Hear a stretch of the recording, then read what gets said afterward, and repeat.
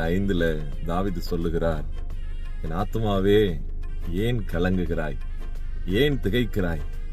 தேவனை நோக்கி காத்திரு, அவர் சமூகத்து ரட்சிப்பின் நிமித்தம் இன்னும் நான் அவரை துதிப்பேன். ஆமென், அல்லேலூயா.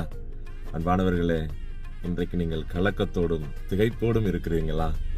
கலங்காதீர்கள், திகையாதீர்கள். தேவ சமூகத்துல ரட்சிப்பு இருக்கிறது. அந்த தேவ சமூகத்தை அனுபவிக்க ஆரம்பிங்க. அவர் சமூகத்தில் அமர்ந்து அவரை ஸ்தோத்திரம் பண்ண ஆரம்பிங்க.